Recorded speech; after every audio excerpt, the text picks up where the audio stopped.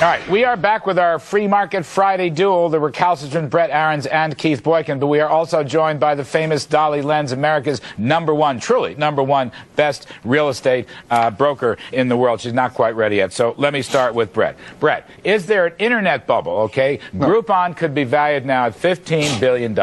Reports have Twitter at $3.7 billion. Yeah. Facebook, of course, maybe over $50 billion. Truly, are these Schumpeterian gales of creative destruction? Or is it another internet bubble? Listen, no, I don't think it's a bubble at all. I'm not necessarily saying I'd buy any of those stocks, but the prices aren't ridiculous. Certainly for Facebook, $50 billion works out at about $100 per user. I mean, the fact is this thing is gigantic. What's really depressing is that the average Facebook user, I wrote about this a week ago, and I couldn't believe the numbers. The average Facebook user is on Facebook for 24 hours a month. Literally, 23 and a half hours a month. Crazy. I worked out. To get a 20% return on that investment, Facebook has got to make about 7 cents per user hour. That's not, I mean, it's not, these are not silly numbers. The valuations aren't silly given the size of this website. So they could do it. Yeah, so let me bring my friend Dolly in, again, America's number one real estate maven. Is there an internet bubble? We've been through the real estate bubble. We've been through the tech bubble. Is this an internet bubble? Or is this serious? Well, really, I'm serious. Schumpeterian gales of creative destruction. America's back. We're reinventing.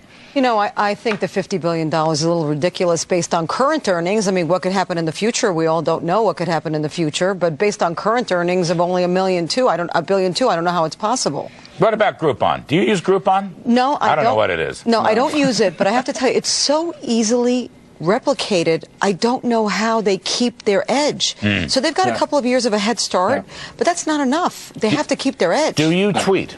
No. I tweet. How can you not tweet? You don't even know my tweets then. I don't tweet. I don't Facebook. I tweet a couple times. Not Facebook. I want to be lonely. I have a Twitter feed, Larry. I don't want. I tweet once a month. Keith Boykin. No. Keith, I'm usually good for 2 tweets a day, but I'm on Twitter. I don't want people to know me that much. Keith, I want you to know me, but not the general public.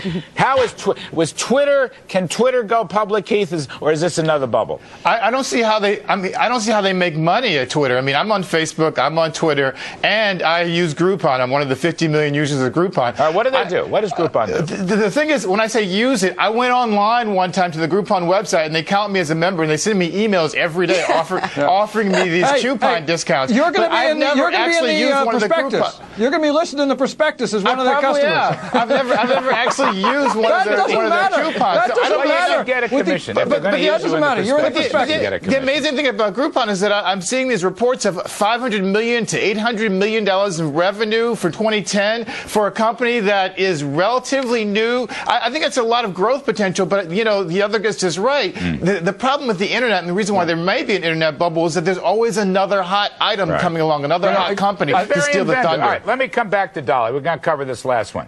Money manager menace. This is an awful story. FBI has arrested and charged money manager Vincent P. McCrudden for threatening to kill 47 current and former financial regulatory agencies' officials. Now, I believe he's locked up. Is that true? I think the guy's locked up. Dolly Lenz, if they had locked up this crazed assassin in Tucson, we wouldn't have had to go through the national angst and, of course, the terrible tragedy we've been through. So this money manager, do you know this guy? You have had a account with him? I've never heard of him. I don't know him, but I think it's awful. I mean, what kind of insane person would list what their intentions are on the Internet with a list of people? 47 people he's going to kill. All right, so the FBI has arrested him. Now, that is cool. Yes. I mean, that is really cool. I think it's great. I think it's great. I think it took a tragedy for people to go after people that way, but I think it's terrific that they did. What do you think about this story, Brett? First of all, the guy's got to be a complete whack job, operating mostly out of Singapore, but they got him home. But they arrested him. Now, you got to love that part of the story. They got there in time. Well, listen, this is, sort of illustrates exactly the problem that I think a lot of police were dealing with 10 days ago. I mean, I went on this guy's website. I mean, the guy's obviously a nut. When we say he threatened these people, I mean, his website, when I looked at his website, I thought, who's this guy? Whose money is he managing? I mean, I think he's managing money for Lyndon LaRouche. I mean, he's just got this bizarre rant on his site. Boykin. And the problem is this. Listen, you put the stuff up on the web. These people, I got to get out. We're out of time. We're completely crazed. Brett, Keith, Dolly, thank you. That's it for the Cutler Report. See you Monday.